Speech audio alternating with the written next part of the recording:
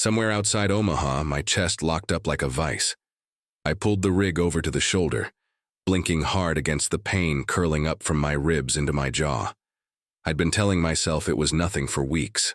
Bad sleep, too much gas station, coffee, stress. Nothing a stretch or another aspirin couldn't fix. Then my hands started to go numb. I hit 911 on my phone with shaking fingers. I remember the voice on the other end telling me to stay awake, to stay on the line. Then red lights, sirens, a woman's voice, calm but urgent, saying, "We're losing him." The next thing I knew, I was waking up to the steady beep of monitors and a plastic tube in my arm. The room was white. Too white, my mouth tasted like metal, and my heart felt like it had been stapled back together by amateurs. "Mr. Doyle," a nurse said gently, "you flatlined twice, but you're stable now, you're lucky." I didn't feel lucky. I reached for my phone on the tray beside the bed. One message. Just one. From Dana. We'd been married 15 years, no kids, no big family drama. Just a quiet life in Sioux Falls with me gone 3 weeks out of 4 hauling freight across the country. We texted, called when we could, we were steady, or so I thought. Her message wasn't long, just a screenshot, our joint account, balance. $0 below it, she'd written, "I deserve this after everything I've done for you. 61,438.72. That was what had been in there. Emergency fund, truck maintenance, the retirement cushion I'd been building like clockwork since I was 25, gone. Stared at it until the edges of the screen blurred. My fingers hovered over the keyboard. I didn't know what to say. What could I say? I pressed the emoji button, gave her a thumbs up. Just one. Then I set the phone down, leaned back into the pillow, and closed my eyes. The rage never came. Neither did the tears. There was just a stillness, deep and cold, stretching somewhere far beyond the pain in my chest. And in that silence, I knew. I wasn't going home. Not yet. The morning after I woke up, a doctor with kind eyes and a clipboard told me I was lucky to be alive. "You're stable," he said, "but you'll need weeks of rest. No stress, no driving, no lifting more than a gallon of milk." He smiled like that was supposed to be reassuring. Then came the question, "Someone picking you up tomorrow?" I nodded. "Yeah, my wife." That was the lie. That night, when the hallway lights dimmed and the nurses changed shifts, I pulled out my phone and stared at it until the screen went dark. I hadn't called Jeff in months. Not because we fought, but because we'd let time do what time does when pride gets in the way. But his number was still there, unchanged under Big Bro. He picked up on the second ring. "Cameron, I need a place to crash, just for a few days." "Name it," he said without hesitation. "One more thing," I added. "Don't tell Dana." There was a pause on the line, then a low, careful voice. "She doesn't know you're alive?" "Oh, she knows," I said. "She just doesn't know I'm not coming home." The silence on his end wasn't confusion, it was recognition. When Jeff pulled up the next morning in his beat-up Ford, I walked out of the hospital with a discharge. Packet in one hand and everything I owned in the other. My wallet, my phone, and a heartbeat that felt like it might split in two. The air outside was sharp and cool. The sky stretched wide like a bruise healing across the horizon. As we pulled away, I didn't look back at the hospital. I didn't look ahead either. Instead, I focused on the quiet in my chest. The kind of quiet that comes not from peace, but from something deeper. A choice. That was the first step. Not vengeance, not justice, just the smallest act of reclaiming something no one had taken from me. Yet I met Dana on the shoulder of a dusty highway just outside Cheyenne. She was crouched next to her car, hair pinned back, mascara smudged from the heat, kicking at a flat tire like it had insulted her personally. I pulled over instinctively. Years on the road had trained me to spot trouble before it flagged you down. "You need help?" I asked. She looked up, eyes sharp but tired. "Only if you know how to change a tire." I smiled. "Lucky for you. I make a living with tires. It took 10 minutes to fix, but we talked for 40. She told me she was headed to visit friends in Casper, something about a college reunion, and needing a break from everything.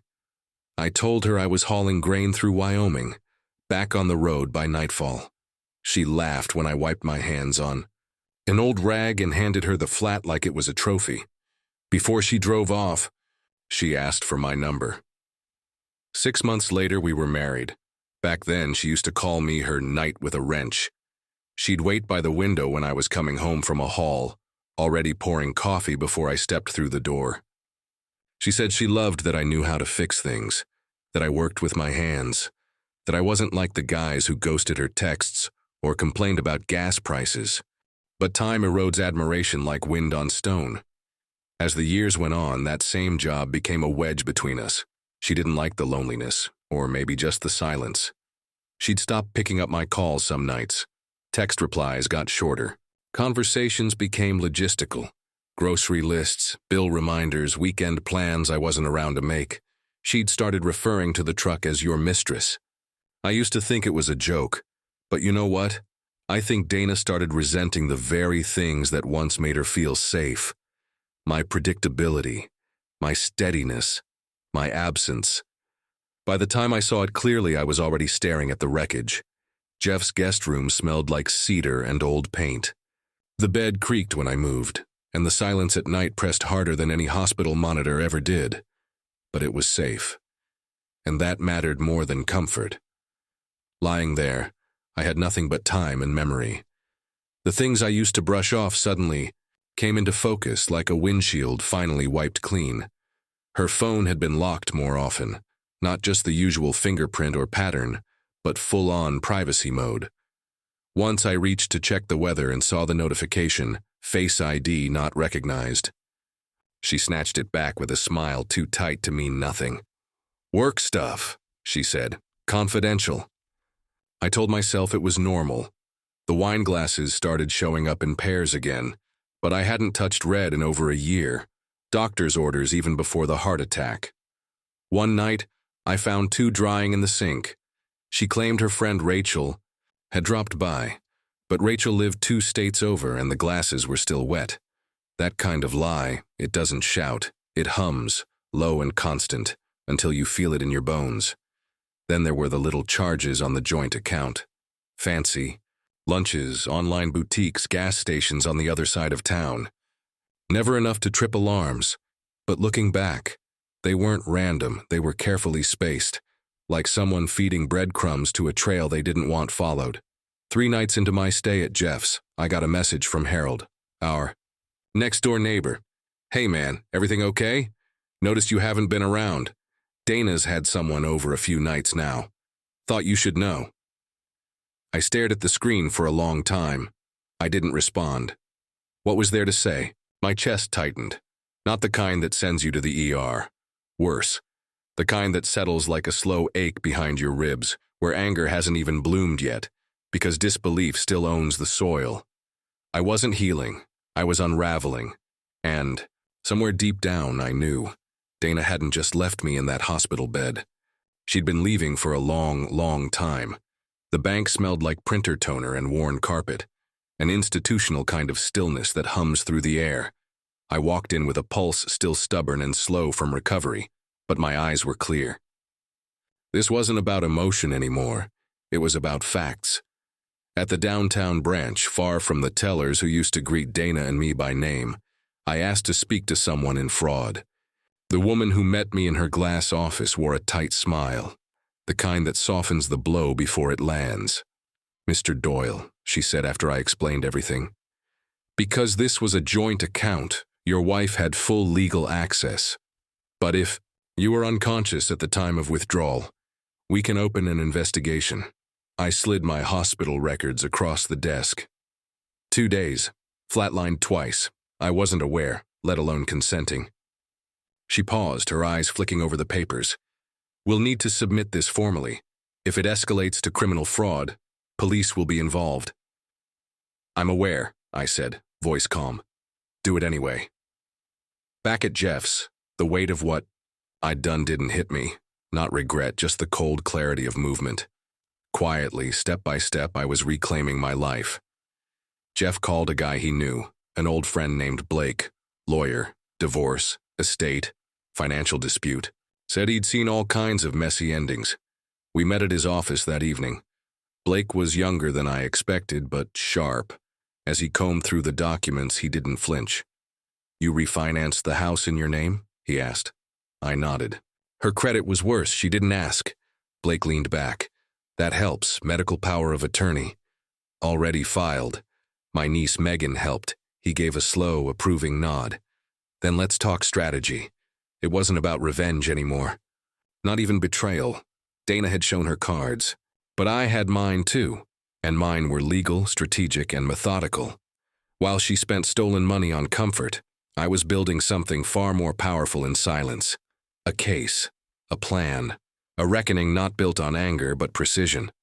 She thought I was broken. She didn't realize I was just getting started. Dana's first message came in just before midnight. "Where are you?" "Your truck isn't at the depot." "Did they tell you I came by?" I stared at the screen in the dim light of Jeff's spare bedroom, the shadows from the hallway stretching across the floor like something waiting to be stepped over. I didn't reply. She followed it with another, more insistent. "This is ridiculous. You can't just disappear, we need to talk." Still, I said nothing. The silence wasn't petty. It was armor. The next morning, Megan met me at a coffee shop near the university. She had a laptop, a notepad, and the kind of sharp focus law school breeds into you. She looked more like her mother every day, Dana's sister, but without the deceit behind her smile. "I found something," she said, turning her screen toward me. "An account under Dana's name, not joint. Opened 18 months ago. Deposits every few weeks, always under $10,000. Just under the reporting threshold. Looks like she's been skimming off the top for a while," Megan said, voice steady. "Transfers line up with your long-haul routes." She clicked to another. "Been hotel stays, Minneapolis, Denver, Chicago. Places I'd never been when those charges hit. Names I didn't recognize, until one did. Harold, our neighbor, the one who texted me. Thought you should know there's a guy at your house." I let the irony sink in. Let it burn slow. That night, another message from Dana. "I'm sorry about the money. I was angry. I thought you were cheating. We can work this out. Please talk to me." Projection. Classic. I didn't respond. Instead, I copied the statement, emailed it to Blake with a note. "Harold, Dana wasn't impulsive, she was meticulous. This wasn't a moment of weakness. This was a calculated exit, one she never thought I'd wake up for. But I had, and while she was spinning smoke and screens, I was already breathing clear. It was Megan who found the final puzzle piece. She sat across from me at Jeff's kitchen. Table, her laptop open, fingers flying. She paused, turned the screen toward me.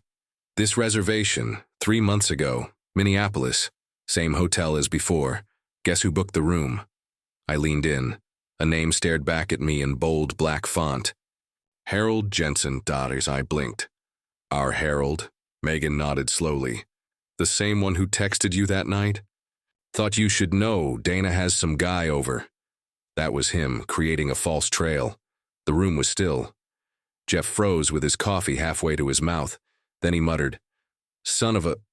It wasn't just the money now, it wasn't just Dana's voice in my head telling me she deserved this as I lay unconscious in a hospital bed.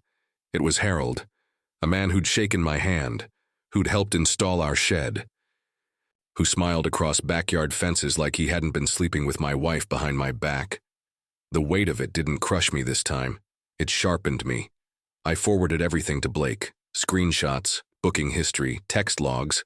I asked one question, "Can we use this?" He replied within minutes. "Absolutely. This isn't just infidelity, it's pattern and intent. Let's get to work." We began building timelines, documenting expenditures. Megan used her internship access to legally pull records Dana had buried, always just beneath visibility. The deposits, the new credit card in Harold's name. The $90,000 account they were slowly siphoning into smaller transfers. They weren't just betraying me, they were planning to run. That night, I walked the length of Jeff's driveway, phone in hand. I typed a message to Dana. "I know everything. Stared at the screen a while, then deleted it. Let them feel safe. Let them believe I was still broken, still licking wounds in the dark. Because this wasn't going to end with yelling. This was going to end with truth. Signed, sealed, and court-stamped. And when it did, they'd understand something they never saw coming. I wasn't the one who'd been blind. I'd just been patient. Blake called me just after sunrise. "She's hired Patricia Wells," he said. No small amount of concern in his, because I remembered the name. Every lawyer in South Dakota did. Wells was known for one thing, scorched earth. She didn't negotiate. She conquered. "She's already claiming abandonment," Blake added, "that you ghosted your wife post-hospital. She's painting you as unstable, emotionally erratic." I stared out the kitchen window. The morning sun stretched long shadows across Jeff's backyard. My coffee had gone cold. "She knows exactly what she's doing," I muttered. Blake didn't miss a beat. "So do we. I've filed a motion for emergency injunction. We're going to freeze every cent before they can hide it." The hearing came fast. Judge Harmon presided, a man with a reputation for smelling lies like gasoline in a church. I wore the same black tie I kept in my glove compartment, the one I'd only ever used for funerals. Dana walked in, flanked by Patricia Wells, both of them dressed for battle. She didn't look at me. That told me everything. Judge Harmon opened the file. "Mr. Doyle, you claim your wife withdrew $61,000 from a joint account while you were medically incapacitated?" "Yes, Your Honor," I said. He turned to Wells. "Was your client aware her husband was hospitalized when she made this withdrawal?" Wells smoothed her papers. "She was, Your Honor. But my client acted out of emotional distress. She believed Mr. Doyle had abandoned their marriage. She was protecting herself." The judge's eyes narrowed. "While he was unconscious from a heart attack?" The silence stretched thick. "I'm ordering an immediate freeze of all relevant assets," the judge said, tapping his gavel. "No withdrawals, no transfers. Not until we determine what belongs to whom." Dana's jaw dropped. It wasn't a victory, not yet, but it was the first blow that landed. As we walked out, Dana tried to speak to me. Wells caught her by the elbow. I didn't stop, didn't glance back, because that courtroom wasn't about revenge. It was about drawing a line in the sand, in ink thick enough that even betrayal couldn't erase it. Megan slid a folder across Blake's desk like she was dealing out a final hand. "There it is," she said softly. Inside was a bank statement from an account I'd never seen before. Dana's name sat on the header like a brand, bold and smug. The balance? $127,340.56. I blinked at it. "This account was opened 18 months ago," Megan explained. "The deposit started not long after your first cardiac episode, small enough to avoid bank flags. Always just under $10,000. I didn't say anything. My hand closed slowly over the folder. I wasn't surprised, not anymore, but I felt the final piece slide into place, locking the whole betrayal into a perfect, cruel picture. She used your route schedule as her calendar, Blake said. "Each deposit matches the weeks you were out on long hauls. When you were gone, she moved money." I nodded, slow and silent. She was preparing, planning. "Probably not to leave you immediately," Blake added. "Just to be ready in case you left her." That hit harder than I expected. "She thought I'd walk away?" I asked. I was working myself into the ground to give her stability. "She thought I'd be the one to quit." "She didn't trust you," Megan said quietly, "so she made sure she didn't need to." For a while, the room was just breathing and paper. That account wasn't some rash, heat-of-the-moment decision. It was meticulous, hidden, cold. She'd been building her exit while I was building our future. And Harold? He wasn't a fling. He was her lifeboat. But here's the thing about long cons. They only work if the mark stays blind. And I wasn't blind anymore. I stood and looked out the window. Jeff's truck was parked out front. His dog napped in the yard. Normal life. Honest life. She wanted a quiet escape, I said, more to myself than anyone. Fine, let's make her exit real, legal, documented, and absolutely unforgettable. Blake and Megan nodded. I picked up the folder and tucked it under my arm. That account? It wasn't her secret anymore. It was evidence. And I was done playing. The fool. I spotted them before they saw me. Dana and Harold, arguing near the edge of the courthouse parking lot. Her arms flailed in frustration, his jaw tight, every movement etched in agitation. I stayed behind a row of parked cars, lifted my phone and started recording. No sound. Just 30 silent seconds of betrayal playing out like a cheap daytime drama. It was all I needed. Inside, Blake met me at the elevator. You ready for this? I nodded, passing him the phone. He watched the clip once and smiled. Not with satisfaction, but with something sharper. Finality. Judge Harmon's already in a mood, he murmured. This will push it over the edge. The hearing room wasn't large, just the judge, our two lawyers, Dana and me. Harold wasn't allowed inside. He wasn't a party to the divorce, but his shadow loomed large in the room. Judge Harmon flipped through the file in front of him, peering over his glasses. Mr. Doyle, he said, your counsel has submitted new visual evidence this morning. Blake stood. Yes, Your Honor. A short video clip taken in the parking lot before today's hearing. The judge clicked the video open, watched in silence. Dana shrank visibly in her chair, her hands clasped tight in her lap. When the screen went dark, the room stayed silent.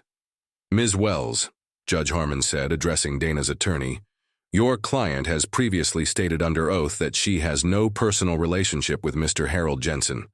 Would you care to amend that? Wells hesitated. Your Honor, the nature of their relationship is extremely relevant, he interrupted, especially given the allegations of financial misconduct. He turned to Dana. Mrs. Doyle, are you planning to leave the state with Mr. Jensen? Dana didn't speak. The judge didn't wait. I am ordering an immediate freeze on all assets held by Mrs. Doyle and Mr. Jensen. Neither may transfer, sell, or access funds until this matter is resolved. Furthermore, due to Mr. Doyle's medical condition and the compelling evidence of exploitation, I am granting him exclusive use of the marital home. Dana let out a breath that sounded more like a whimper. For the first time since that hospital bed, I felt something like balance. The wheel had turned, and justice had started.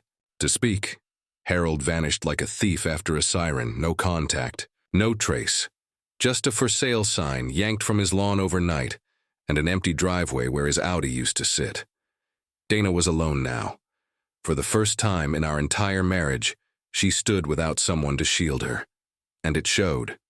The divorce moved, faster than anyone expected. Without Harold whispering behind her or pulling strings, Dana didn't fight. Not really. Not after the asset freeze. Not after the video. Not after Judge Harmon made it clear that patience for manipulation had run. Till she stopped showing up to the hearings.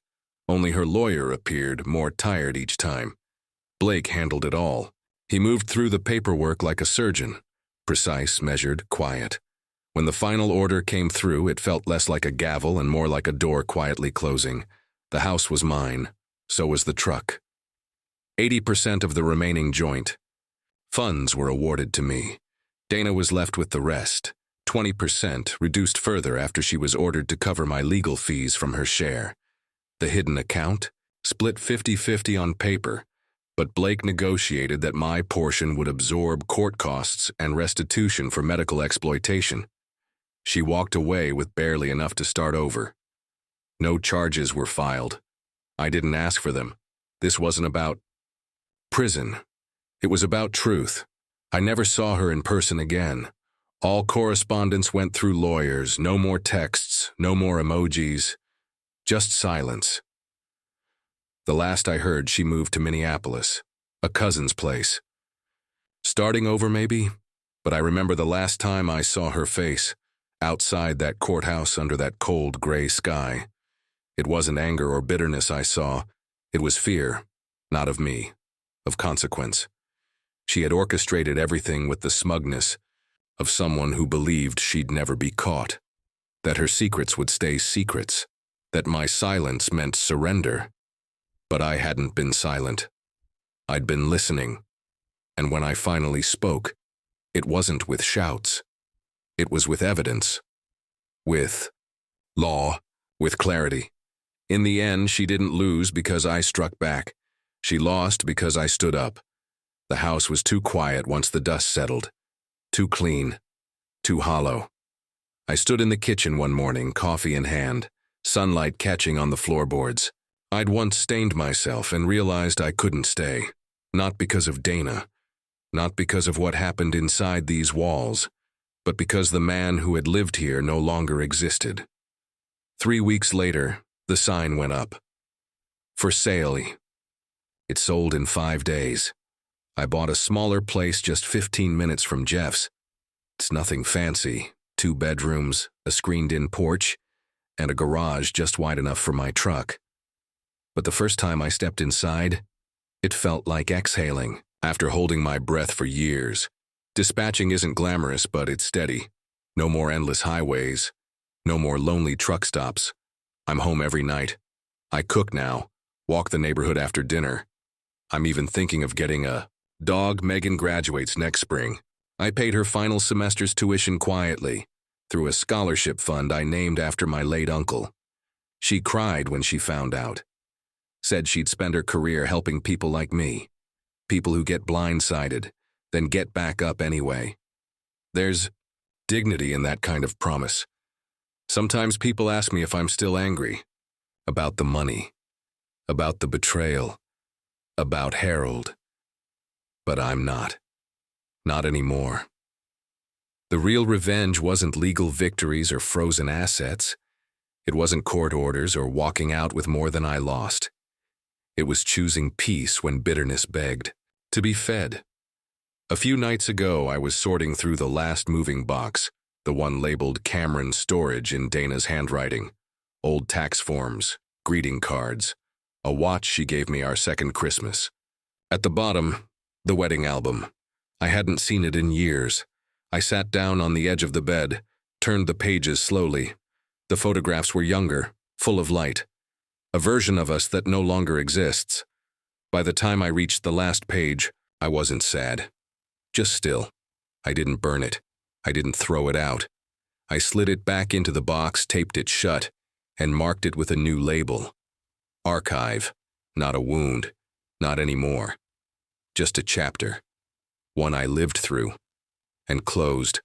On my own terms.